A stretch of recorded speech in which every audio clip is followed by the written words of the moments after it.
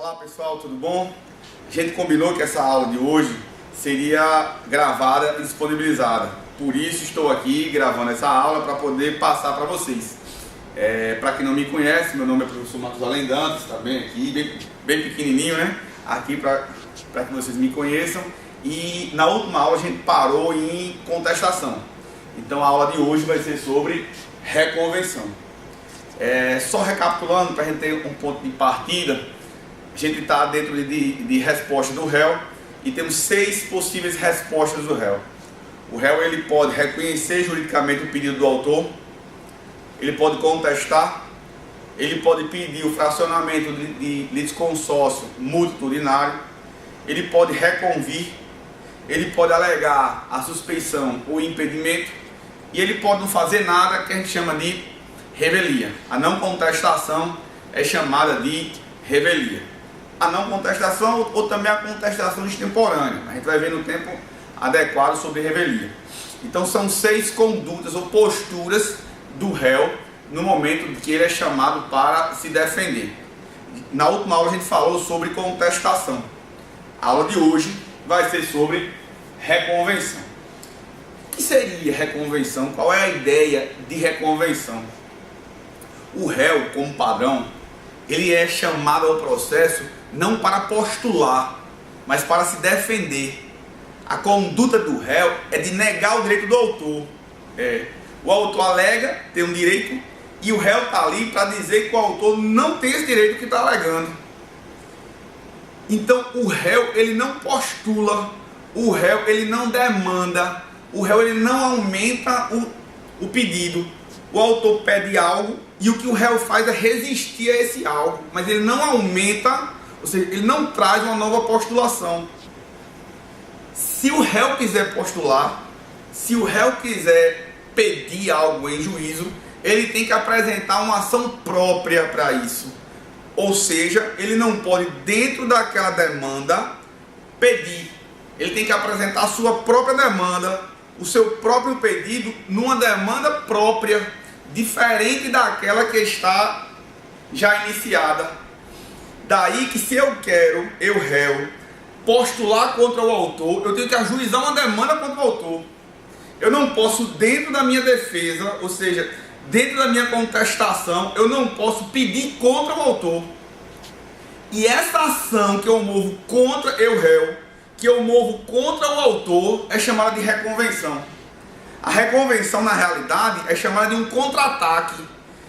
Alguém demanda contra mim e eu réu quero também demandar contra o autor. Essa minha demanda contra o autor é uma ação chamada de reconvenção. Então, a natureza jurídica da reconvenção é ação. É um exercício de direito de ação que o réu exercita contra o autor. Mas qual seria então a grande diferença disso? É uma ação como outra qualquer, não é? Ou seja, não teria nenhuma diferença, mas vai ter. É justamente por isso que a gente está aqui, para poder mostrar que essa ação que eu réu vou mover contra o autor, eu posso fazer diferentemente do rotineiro, do padrão, porque eu vou poder fazer dentro do processo já existente.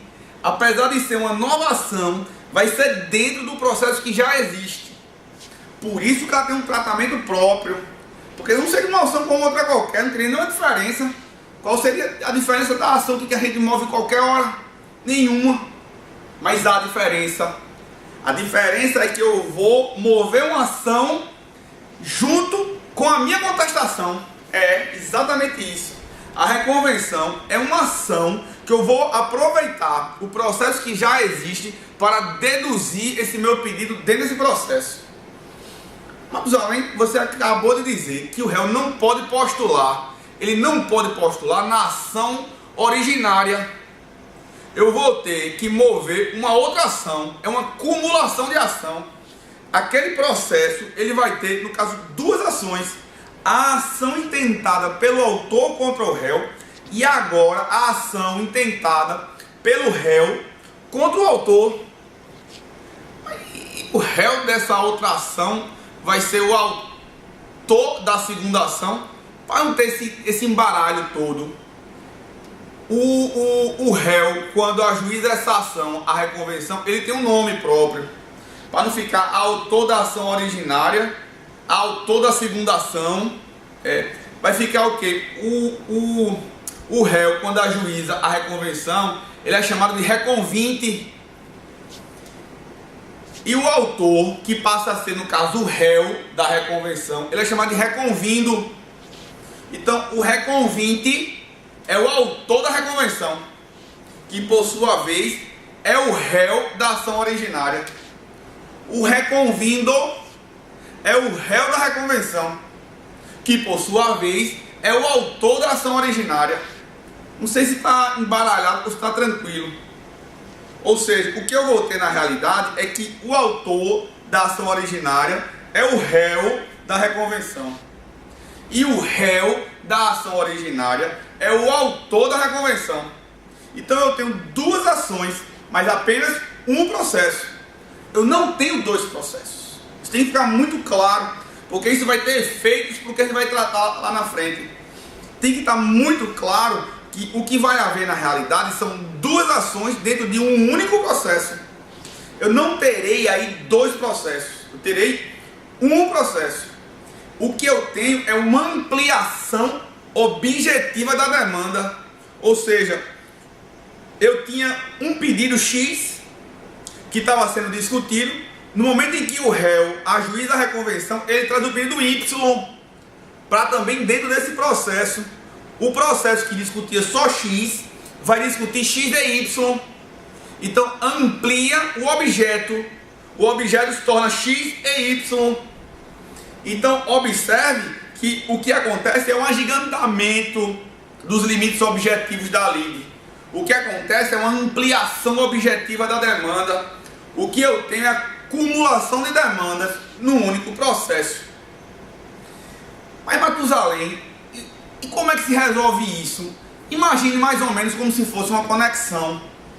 Quando eu tenho conexão, eu não tenho um processo e um outro processo. Agora aqui são dois processos, mas os dois processos não são reunidos para caminharem conjuntamente. Ponto.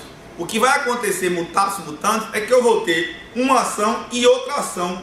Agora, ao invés de serem dois processos, a diferença é que eu tenho um processo. Eu não terei dois processos. E há uma diferença entre reconvenção e pedido contraposto. Isso é bom ter muito claro. O pedido contraposto é quando se permite que o réu ele possa postular contra o autor na sua contestação, sem precisar ajuizar uma demanda. Isso não é regra.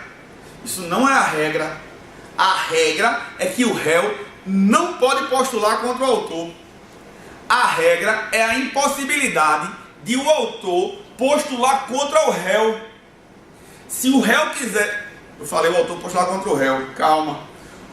O que não pode, ou seja, a regra é que o réu não pode postular contra o autor. O que o réu pode, como regra, é negar o direito do autor. É dizer que o autor não tem razão. Agora, se o réu quiser demandar contra o autor, ele pode, eu disse pode, porque é uma faculdade. Ele pode ajuizar uma reconvenção dentro do processo já existente, ou seja, é uma ação dentro de um processo já, é um incidente processual. É uma ação que vai ser ajuizada num processo já existente. O pedido contraposto é mais do que isso. É uma autorização que se dá ao réu para que o réu postule, demande, independentemente de ação, independentemente de reconvenção. O réu vai poder postular, ou seja, formular pedido na sua contestação. Ele não precisa ajuizar a reconvenção. O réu, na contestação, ele pode se defender do pedido já deduzido pelo autor e requerer contra o autor, e postular contra o autor, e demandar contra o autor. É isso que a lei autoriza quando permite o pedido contraposto. Sinteticamente, o pedido contraposto é uma reconvenção simplificada. O pedido contraposto é uma reconvenção simplificada, mas que depende de autorização expressa de lei. Onde é que a gente vê essa autorização? Nas ações possessórias. Um exemplo é na ação possessória, onde se permite que o réu possa postular contra o autor. Deixa muito claro de que o que vai diferenciar um pedido contraposto de uma reconvenção serão duas coisas: a amplitude cognitiva. A reconvenção eu posso alegar muito mais coisas, como a gente vai tratar lá na frente. E dois, autorização legal. Se a lei quiser autorizar que o réu possa postular na sua contestação, independentemente de reconvenção, ele pode. Não tem nada que proíba, é só autorizar e permitir essa ampliação cognitiva. E essa era a intenção dos reformadores do novo Código. Essa foi a versão que saiu no anteprojeto, mas que no tramitar do Congresso foi modificado e ressuscitaram a reconvenção. Queriam acabar com a reconvenção. Queria que a reconvenção deixasse de existir. Que o réu, quando quisesse postulasse na sua contestação. Mas isso não sobreviveu e o texto aprovado e que está em vigor é no sentido de que se o réu quiser demandar, vírgula, como regra, porque esse é o padrão do procedimento comum, se o réu quiser demandar contra o autor, ele tem que ajuizar uma nova ação. Agora, facultando que essa ação seja ajuizada dentro do processo já existente. Ele não precisa ajuizar em autos apartados, em um novo caderno processual. Ele vai poder pegar a sua reconvenção e postular, e realizar, e ajuizar dentro do processo já existente. Está tranquilo isso? Está claro? Então vamos seguir. A natureza jurídica que a gente já tratou seria de ação. A reconvenção é uma ação que o réu formula contra o autor. O réu, quando eu digo o réu, da demanda originária, da demanda original.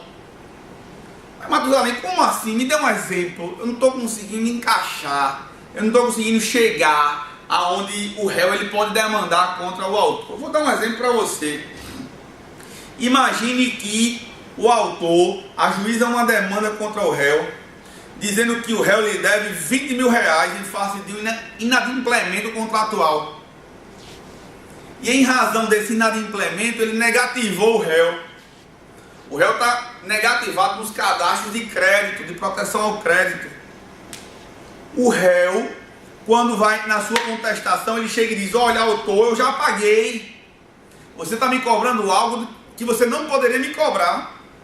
Já há o pagamento, ou seja, ele alega uma defesa, ele alega um fato extintivo do direito, uma defesa de mérito indireta.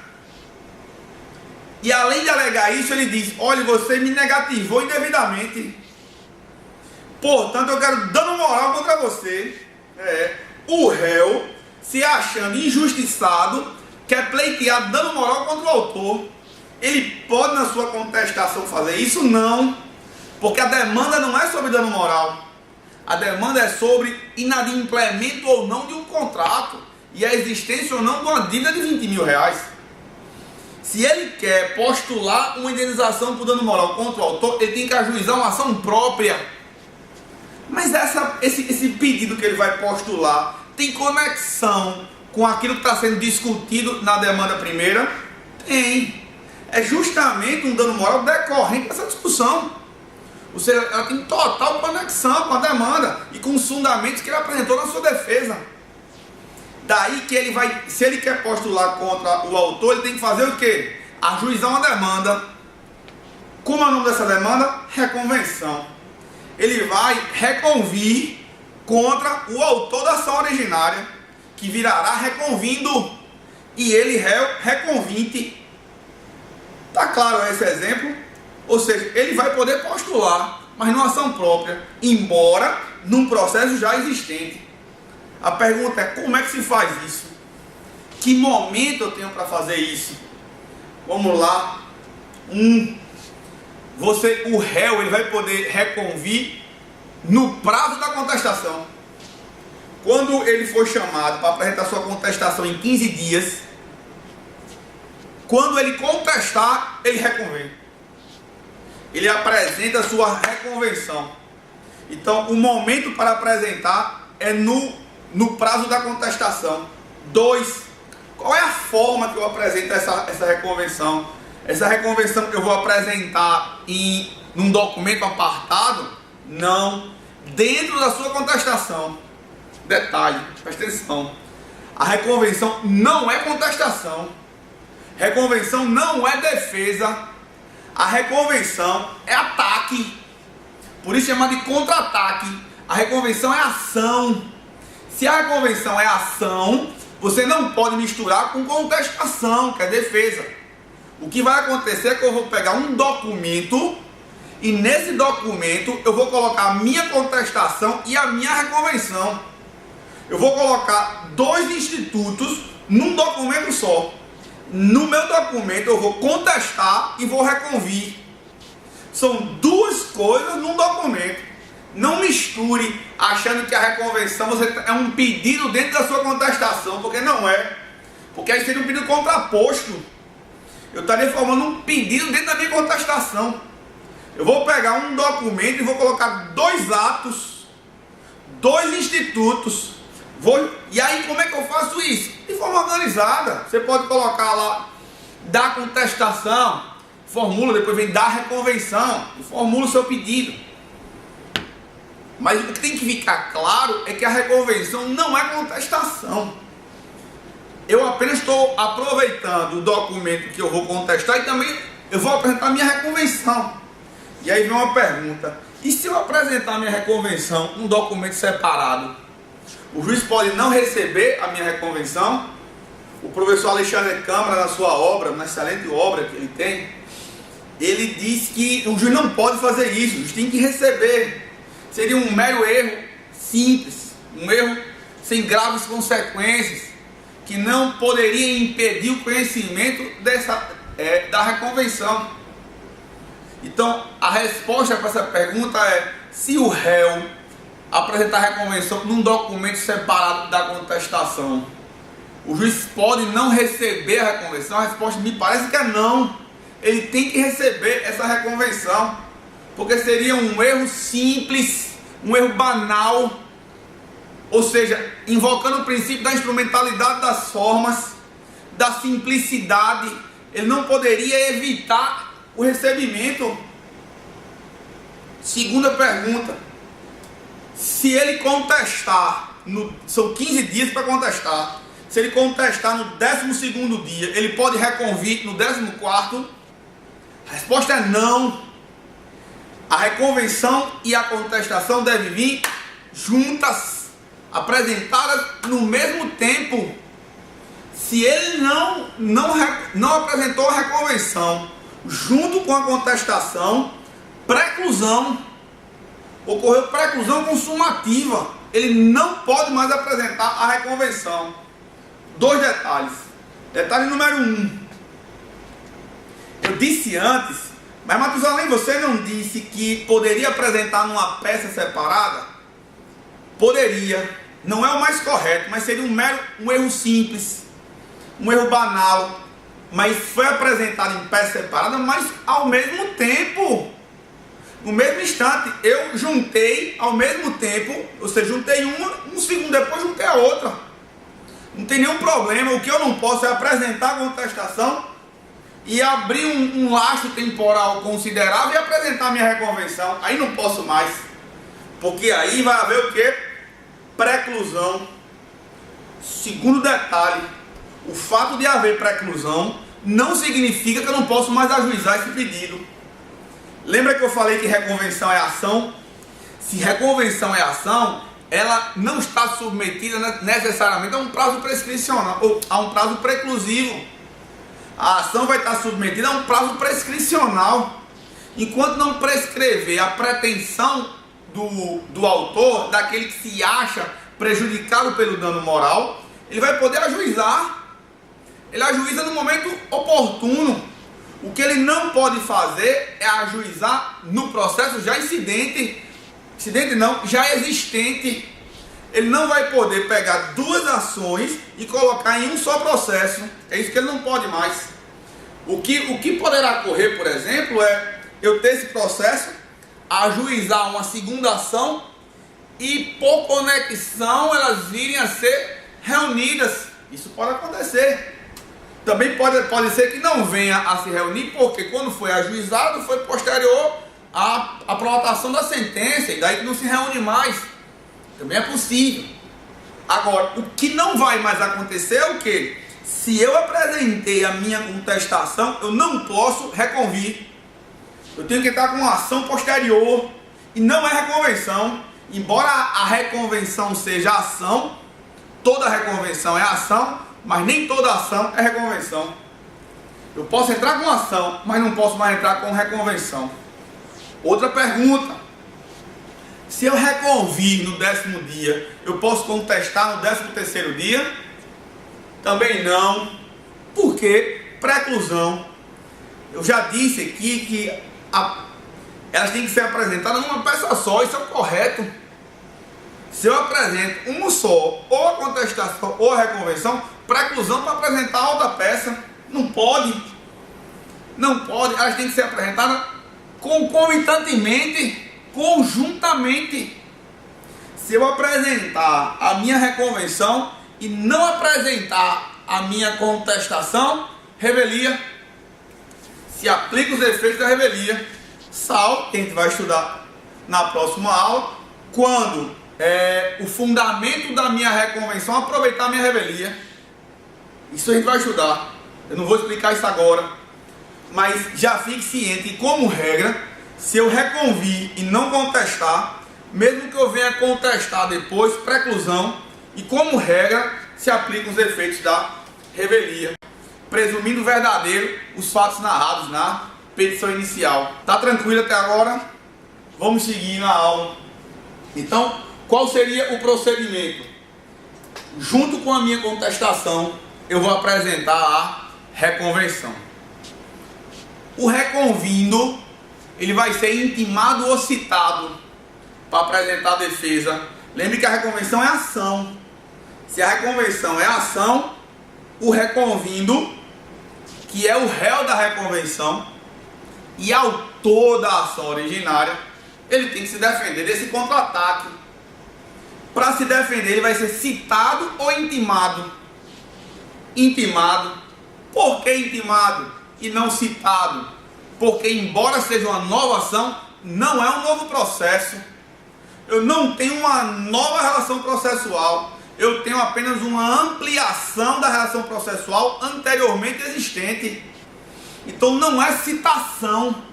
O reconvindo será intimado para, no prazo de 15 dias, apresentar a sua defesa. Que defesa? Contestação.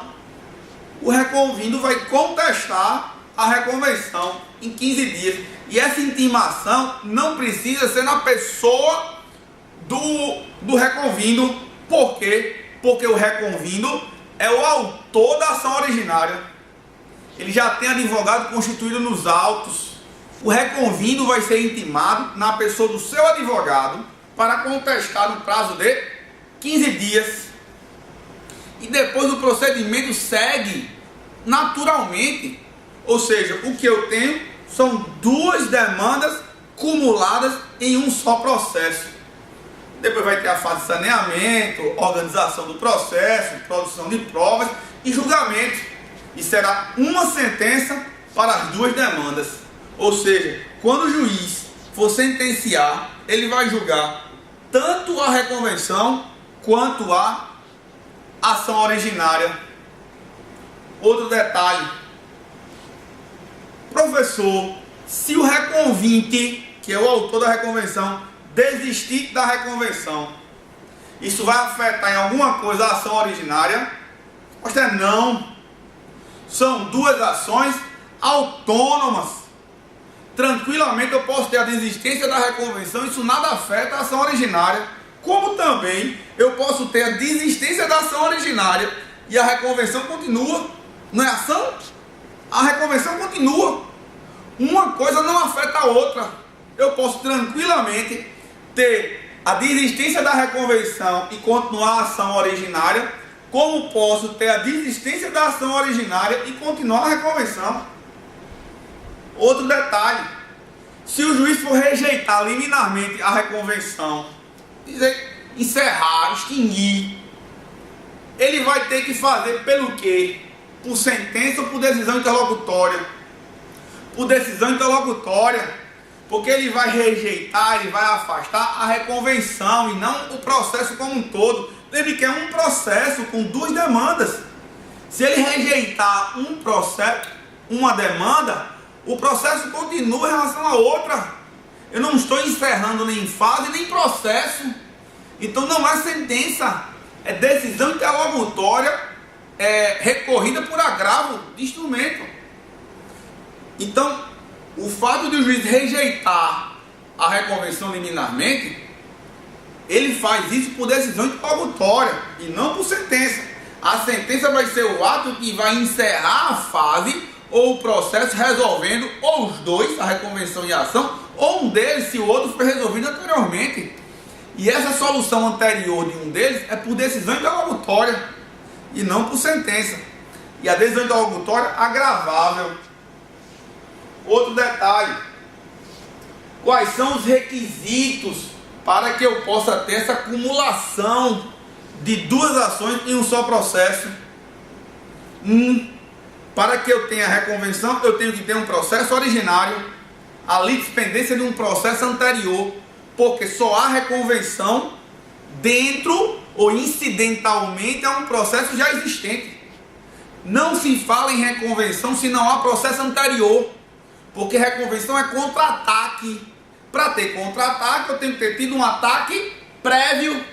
Se eu não tenho um ataque prévio, eu não posso contra-atacar. Segundo requisito é a conexão com a ação originária ou com os fundamentos da defesa. A reconvenção, ela tem que guardar conexão com a ação originária ou com os fundamentos da defesa. Como assim, Matusalém? Os fundamentos da defesa é porque eu posso, na minha defesa, lembra da última aula, das últimas aulas que eu falei? Na defesa, eu posso trazer uma defesa de mérito indireta. Eu posso alegar fato extintivo, modificativo e impeditivo do direito. Ou seja, diferente do que o autor trouxe na sua inicial, que são fatos constitutivos. Então, a minha reconvenção pode guardar ligação com os fatos constitutivos trazidos pelo autor ou com os fatos modificativos, impeditivos ou instintivos trazidos pelo réu. Então, a minha reconvenção tanto pode estar ligada a uma coisa ou a outra. Detalhe: a doutrina majoritária, seguindo lição do mestre Barbosa Moreira, infelizmente falecido esse ano, entende que quando a lei, o código fala em conexão com a ação originária, essa conexão não é a conexão do artigo 55, aquela que é quando a gente estuda modificação de competência. A conexão lá é em relação ao que? A causa de pedir e pedido. Aqui não, seria qualquer nexo, qualquer ligação com a ação originária. Por mais simples que seja, por mais frágil que seja, desde que haja alguma ligação, eu posso reconvir. Então veja que é um conceito de conexão mais amplo, mais aberto do que a conexão do artigo 55, que lá exige o quê? Identidade de causa de pedir ou de pedido. E aqui não. Tranquilo? Terceiro requisito: competência. Ora, se eu estou acumulando ações, eu tenho que acumulá-las no juízo competente para ambas. Se o juízo da ação originária não é competente por pedido reconvencional, eu não posso acumular. Não pode, porque senão eu estaria ferindo o princípio do juiz natural. Eu só posso apresentar a reconvenção cumulando aqui se o juízo for competente também para a reconvenção. Imagine uma ação na Justiça Federal. Aí a reconvenção vem querendo postular reconhecimento de paternidade. Não pode. A competência para julgar reconhecimento de paternidade é da Justiça Estadual, das varas de família. Elas não podem ser formuladas na Justiça Federal. Então, o terceiro requisito é que eu tenha que o juízo do processo originário também seja competente absolutamente para a ação reconvencional. Você observou que eu falei absolutamente? Falei. Porque se a competência for relativa, ela pode ser modificada. eu vou poder trazer. Se o juízo aqui foi incompetente relativamente para a reconvencional, ela pode ser prorrogada, ela pode ser modificada para que a ação reconvencional também seja julgada por ele. Eu só não vou poder trazer a ação reconvencional para cá se a incompetência for absoluta. Isso é um detalhe, tem que ser observado. Quarto requisito, o procedimento tem que ser idêntico. É óbvio, se aquele pedido ele tem um procedimento diferenciado, um procedimento especial, e esse aqui é comum, vai haver uma incompatibilidade quando eu acumular, porque o procedimento é distinto. Não tem como o mesmo caderno com dois pedidos seguirem dois procedimentos distintos. Vai trazer confusão, transtorno. Então, a economia processual, a racionalidade dos atos processuais exigirão que essas duas ações tramitem separadamente, porque o procedimento é distinto. Eu só vou permitir que a ação reconvencional venha a ser incidente à demanda originária se o procedimento for idêntico. Tranquilo em relação a isso? Último ponto, para a gente encerrar nossa aula de hoje. É possível haver uma ampliação subjetiva da demanda, ou seja, observe o seguinte: na ação originária eu tinha Augusto contra Pedro.